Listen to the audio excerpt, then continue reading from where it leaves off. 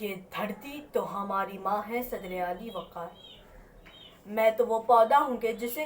کلمہ طیبہ پڑھتے ہوئے شہداء کے لہو سے سینچا گیا تھا، کہ جہاں کسی زمانے میں ابن قاسم کے جانشینوں کے ساتھ حیوانوں سے بھی بدتر سلوک کیا جاتا تھا، کہ جہاں مسلمانوں کو اچھوتوں سے بھی کمتر سمجھا جاتا تھا،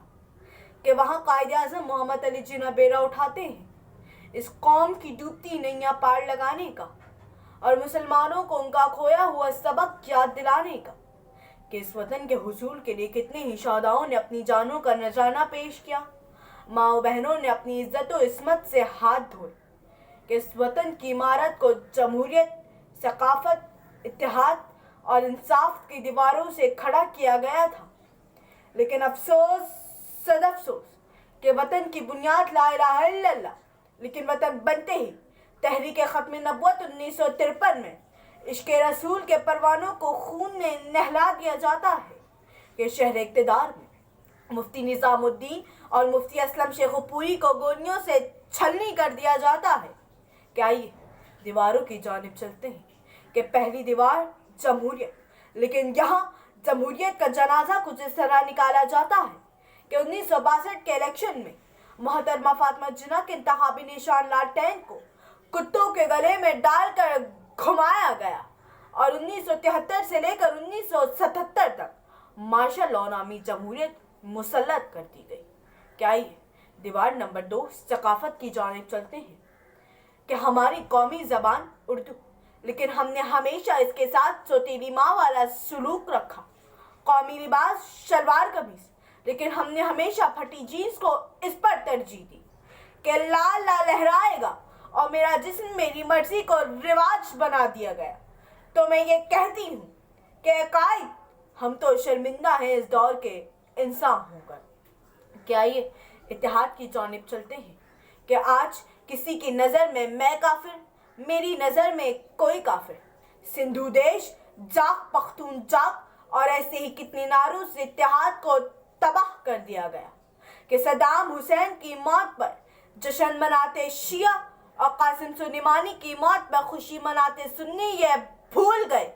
کہ دونوں کا قاتل ایک ہی ہے۔ یہ داغ داغ اجالا، یہ شب گزیدہ سحر، وہ انتظار تھا جس کا، یہ وہ سحر تو نہیں، یہ وہ سحر تو نہیں۔ کہ قائد کی تحریک سے بنا یہ وطن کہ جس کی آخری دیوار انصاف۔ کیا آئیے انصاف کا چلن دیکھتے ہیں، کہ معصوم بچوں کے سامنے ان کے پورے خاندان کو گولیوں سے بھون دیا جاتا ہے، کہ عاشقان رسول کے لیے سولی اور گستاخ رسول کے لیے بیرون ملک شہریت کا حکم دیا جاتا ہے، کہ جعلی مقابلوں میں کتنے ہی خاندانوں کے چراغوں کو بجھا دیا جاتا ہے،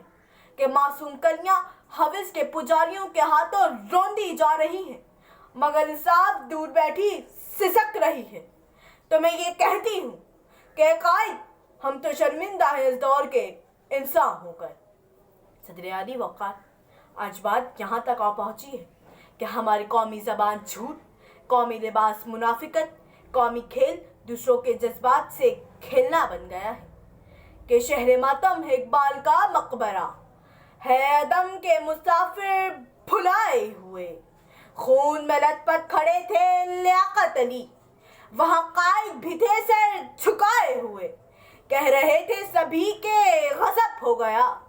یہ تصور تو ہرگز ہمارا نہیں، یہ تصور تو ہرگز ہمارا نہیں۔ لیکن میں نے امید نہیں صدر علی وقار، کیونکہ آج بھی ہماری صفوں میں جناح موجود ہے جو کبھی ڈاکٹر عبدالقدیر خان، کبھی عرفہ کریم، کبھی علی معین نوازش تو کبھی حسن صدیقی کی صورت موجود ہیں، کہ آج بھی ہم اتحاد، ایمان اور تنظیم کا دامن پکڑ لیں تو قائد کی چاہت جیسا پاکستان بنا سکتے ہیں، جہاں عدل و انصاف کا بول بالا ہوگا اور اسلام کا پرچم ہمیشہ بلند رہے گا۔ شکریہ۔